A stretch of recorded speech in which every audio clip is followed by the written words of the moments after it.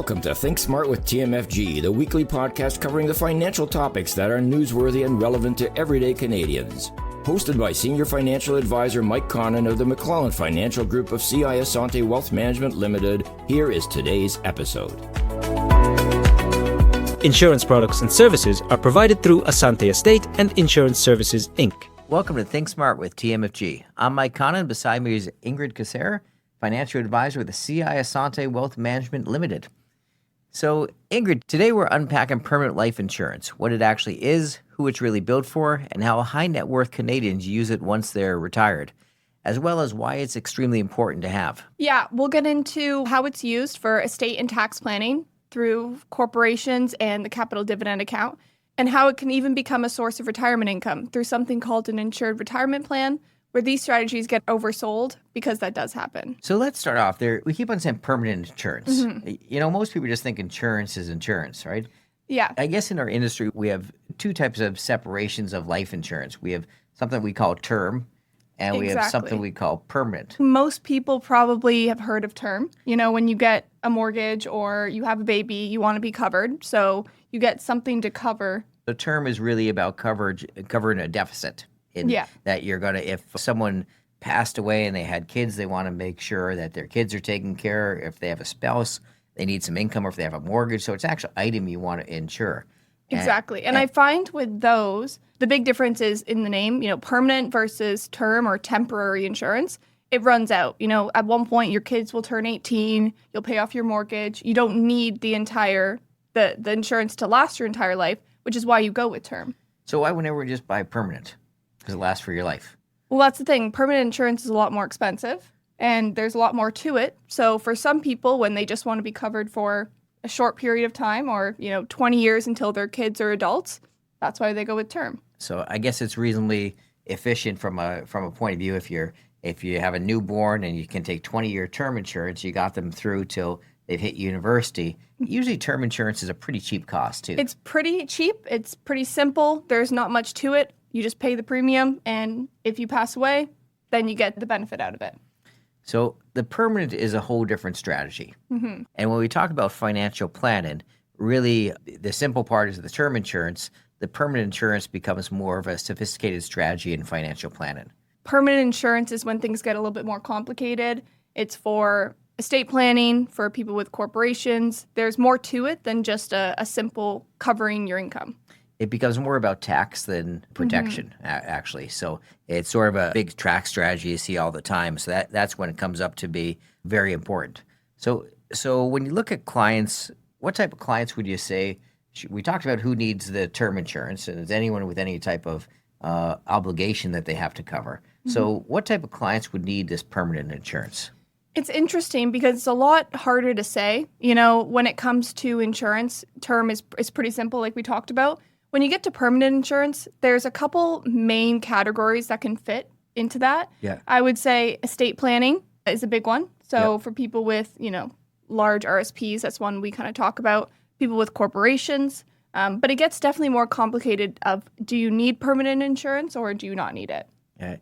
It comes down to something we generally call terminal wealth. And that means when you do their financial plan and they're all taken care of, everything is great in their life, they're going to have great retirement.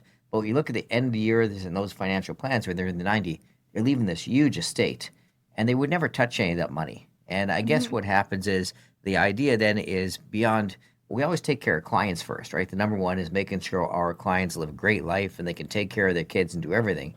And stage two is seeing, okay, how are we going to pass this on efficiently to the next generation? And I guess that's where permanent insurance really sets in there, right? Exactly. You want to make sure, again, main goal is the client, but beyond that, they want to be able to pass money on to the next generation, and you want to do it not only tax efficiently, but you want to maximize how much you can pass away. Yes. So when you have a large estate, it's definitely something that comes into the conversation of if it's worth it for you or not. So number one, you need the needs. So you need people that they want to pass the money on. You need the finances to do it where it makes sense to do. And I usually back away. Sometimes I watch people who are just worrying about their own situation. They start to talk about permanent insurance. It's an expensive proposition. Yeah. It's good for the next generation, but it's expensive for the current generation. So you have to make sure that's all taken care of first. Exactly. You have to make sure it makes sense. So for you, what's the most common reason that you find you're suggesting permanent insurance to your clients? Mostly in the situation where I can see there's going to be a big tax burden later on. When I put their plan out to age 90, I see there's a big tax burden. There's tons of money in the estate, so there's no financial difficulty in the estate. And if I can find a way to grow money in a more tax-efficient manner to pass on to the kids, I think it makes sense. Particularly in corporations, it's a big place where these work really well. I always think of a corporation, there's this wall, right? And it's a tax wall. You have to get money out of your corporation. And to go through that tax wall, you either have to take a salary or a dividend or some way to get it out. And no matter how you take it out, you're going to be taxed pretty heavily. So if you can find a way to jump that wall on a tax-free basis, it's a pretty handy thing to do. And there's not many things that do it, but insurance is one, if done correctly, where you can get your money out of that company to your heirs in a very tax-effective manner. So that's where we tend to really look at it. Yeah, I agree. A big one for me with clients is the RSPs. When people have $1 million or $2 million in their RSP, that's a lot of income when you pass away. You know, if you're in the up to $1 million in your RSP and you pass away, that's $1 million of income that year. The final spouse is going to pay that pretty heavy piece when they pass away, or the kids are going to pay a heavy piece. So exactly, if you can go and mitigate that a bit. It's never perfect, but if you can lower the additional taxes on a corporate asset coming through too, it's pretty handy. Exactly. So you can do what you can trying to do the RRSP meltdown strategies, but at one point, you can't take it all out every single year. So an insurance policy is a great way to kind of get that tax bill sorted. But for sure, when it comes to a corporation, that's where it gets more about the tax efficiency of being able to get it out of the corporation, because with the RRSPs, you're essentially just paying the tax bill, but with the corporation, you want to be able to get the money out of that, and it's kind of difficult to do without paying a lot of tax. Yeah. Nowadays when all your Facebook feeds and all your apps start to get into the things you look into, and of course I do hours researching on corporations, and every time I hear someone come up and they tell me about the strategy to get all the money free out of your corporation. And it was funny when I first would hear these, I'm like, am I missing something? And I kept on going through and thinking, I've been doing corporate planning for a long time. I can't believe I don't know about this. And every time I went to make the mistake of clicking on them, it's an insurance product. Oh, yes. And it leads to a different strategy. And it is a possible strategy where you use an insurance. You basically take a permanent insurance policy, you overfund it, so there's a lot of money inside of it. And then afterwards, what you do is you borrow money against the value of it. And when you borrow money against the value of it, that can come out because it's a loan. It can come out tax-free for your company. And you create a loan outside with the money you borrowed. And then when you finally pass away, the insurance goes through the capital dividend account and pays off the loan. And amazingly enough, you had income in a tax-free situation from your company. Which sounds amazing, but there's obviously a couple caveats to that, having to overfund the policy, making sure that there's enough cash value there. Yeah. There's a lot of things that have to go right. And the number two is you need someone to give you a loan on it, right? Yeah. So right now, everyone's great with money and they're all friendly. Sometimes things go poorly. They're not guaranteed there's going to be a loan on it. You have to find the institution that's willing to give you a loan on the insurance value inside the corporation at a reasonable interest rate. And that may not always be possible. So it's a strategy that's out there. Do I like it? No, not my favorite, but it is something that I like to make sure people are aware of this. So when they come back, I think this is a magic way to get your money out. It does have additional risk to it. And again, there's also the risk of the government. This is starting to push the government rules to the edge, and sometimes they can go back and catch you at the end. So I'm always skeptical when you're pushing rules. When everything looks too good to be true, I find a lot of times they can be. So we talked about corporations. Let's talk about this magical account called the capital dividend account. Everyone thinks it's an account that you put money into it. What is it really? So, yeah, it's not actually an account, but it is a ledger that you use within the corporation to keep track of an amount of money that's in this capital dividend account. And essentially, when you pay out dividends, there's a couple different kinds. You have, eligible, non-eligible, and capital dividends. And capital dividends can be paid out to you personally, tax-free. Yeah.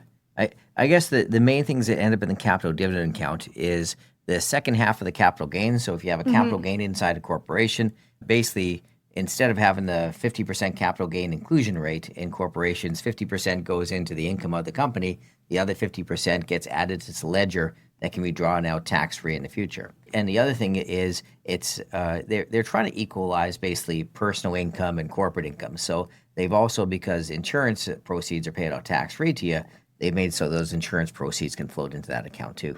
Yeah, so there's a couple ways the capital dividend account grows. Capital gains is a big one. Dividends paid from, Canadian corporations through your investments, that also adds to it directly. But insurance is a big one. All insurance goes into the death benefit, can go into the capital dividend account. But when you're working with permanent insurance, there's a little bit of a caveat to that as well, because you have that adjusted cost base of the policy. But usually that works out reasonably well. If you hold the policy for a long period of time, it does. You can usually get the majority of the money out tax-free, which is amazing when you can actually bypass that tax wall through that account. Exactly. It's kind of like, if you think like a pyramid, at the very beginning, that adjusted cost base of the policy, essentially the way it grows is premiums that you're paying, along with a couple other things, paid up additions, but mostly it's the premium you're paying is going to increase that adjusted cost base.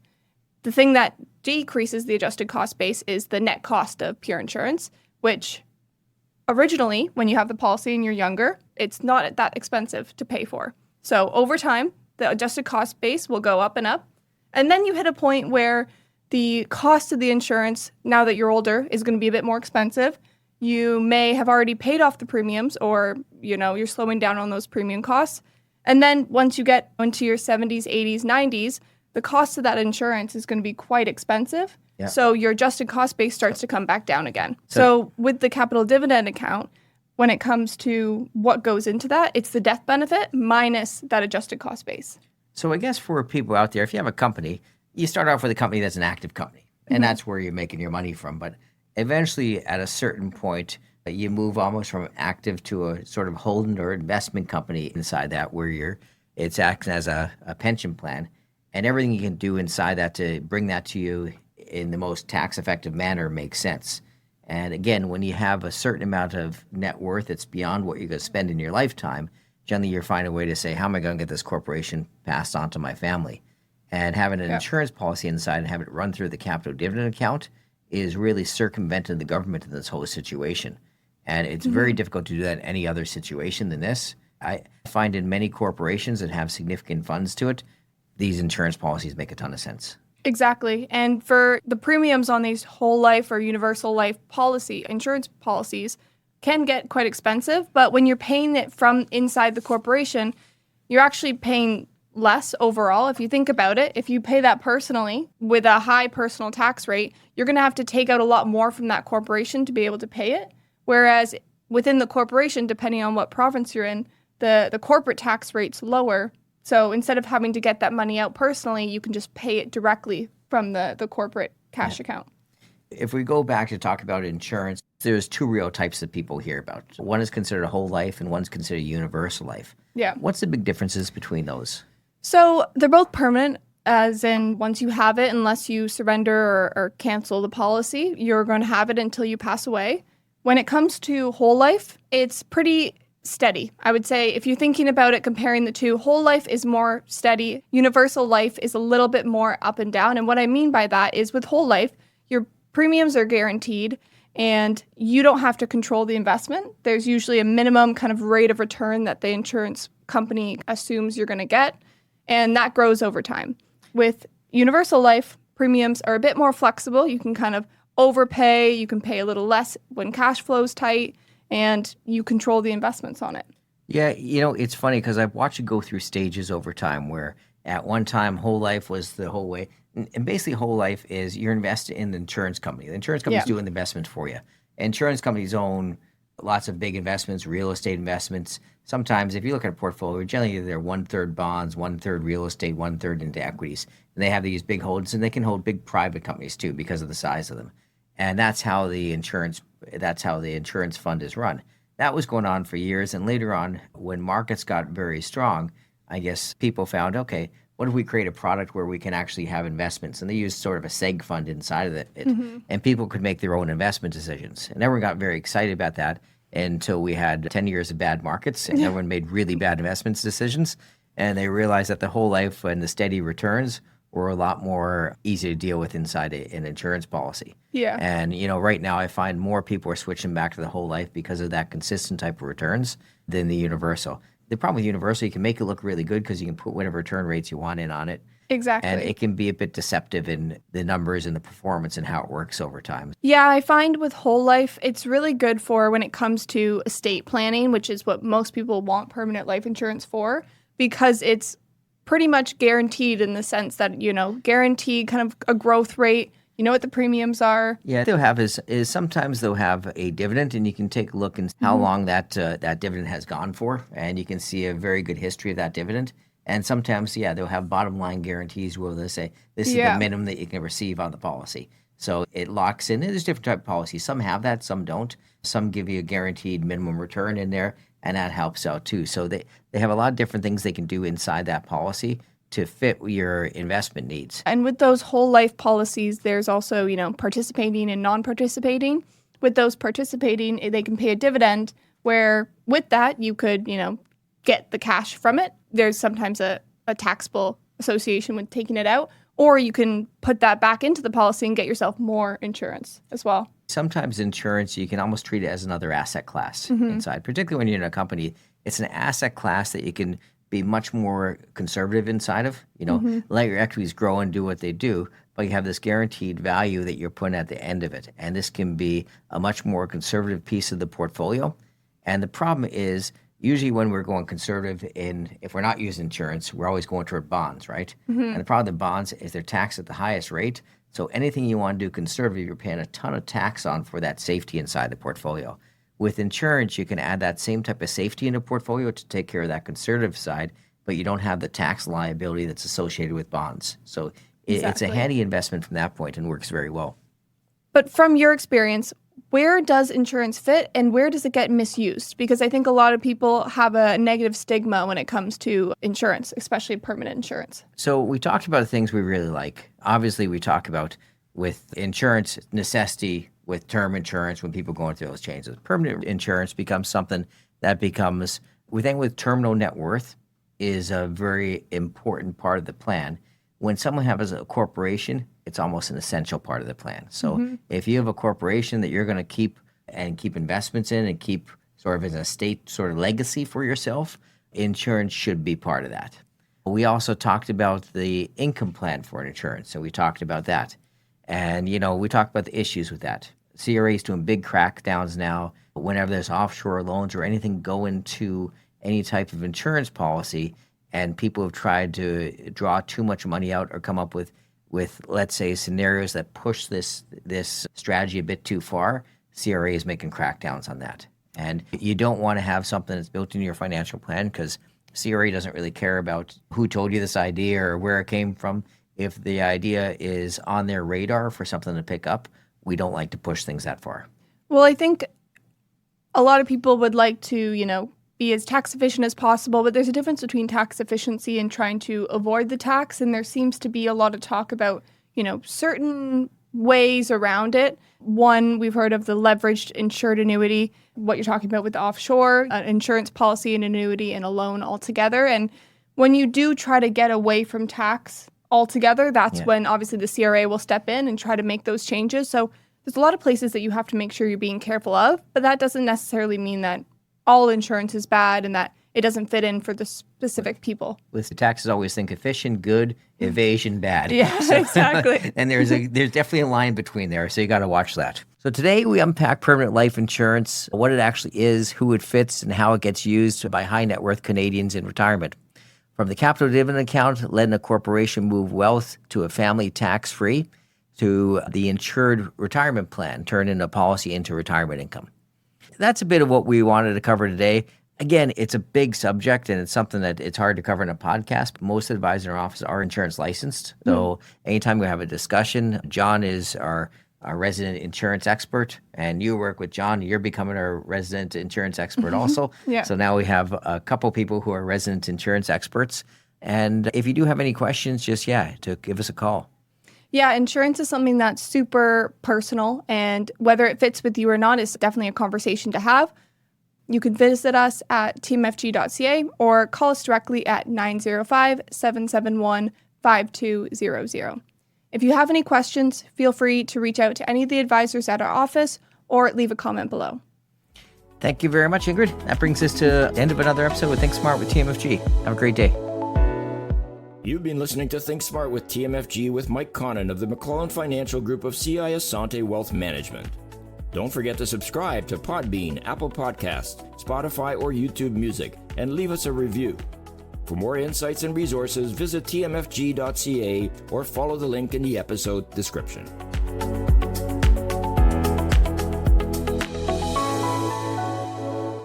This program was prepared by Michael Connon, Senior Financial Advisor with CI Asante Wealth Management Limited. This is not an official program of CI Asante Wealth Management Limited, and the statements and opinions expressed during this podcast are not necessarily those of CI Asante Wealth Management Limited. CI Asante Wealth Management Limited is a member of the Canadian Investor Protection Fund and the Canadian Investment Regulatory Organization. This show is intended for general information only and may not apply to all listeners or investors. Please obtain professional financial advice by contacting us at 905-771-5200 or visit tmfg.ca to discuss your personal circumstances before acting on any information presented. Insurance products and services are provided through Asante Estate and Insurance Services, Inc.